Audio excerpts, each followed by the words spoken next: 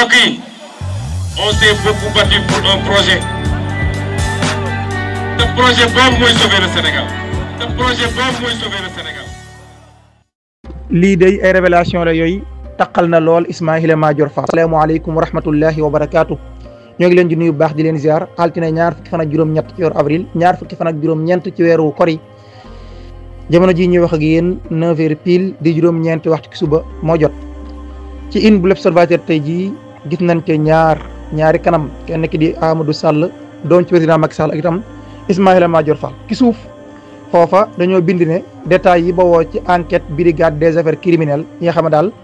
dinay dugal Ismaïla Madior Fall ñi wax ne Cheikh Gueye DC bu société technologie consulting service moo wax kàddu yi ci enquête bi nee na ngir mu mënoon a bénéficier wu ci ay contrat Ismaïla Madior Fall daf koo laajoon 250 millions francs CFA nee na bi mu ko laajee nag nee na nangu na ko ndax daal def ni bi ma ko laajee ma jox ko avance 50 millions en espèce maanaam daal dama koo jox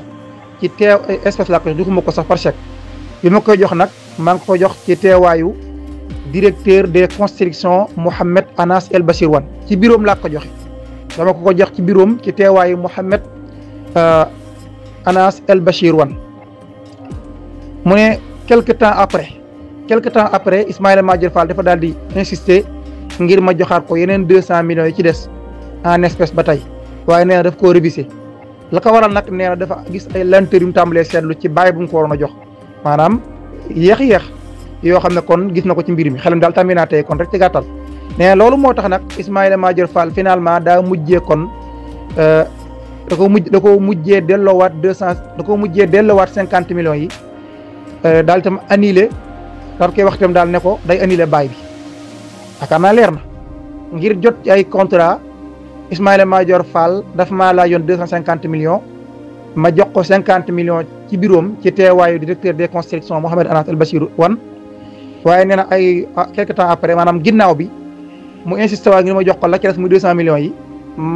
daf ko ba tey daf koo laaj par espèce maanaam daal da koy jox par kayit mais du ko jox par chèque nee na moom nag booba dafa daal di bañ ndax dafa tàmbalee gis tey xelam ndax yéex bi gis ci mbir mi nee na loolu moo tax nag finalement Ismaïla Madior Fall delloowaat ma 50 millions yi wax ma itam daal ne dafay annulé baay bi lii l'Observateur ci inam lañ ko jàng tey ba tey ci l'Observateur territoire Mouhalim fo lu ñeel mbirum 125 millions yi 125 milliards yi nga xam ne moo dugal honorable député Farba Ngom bañ jéego ci kaso bi ak ñeneen Amadou Sall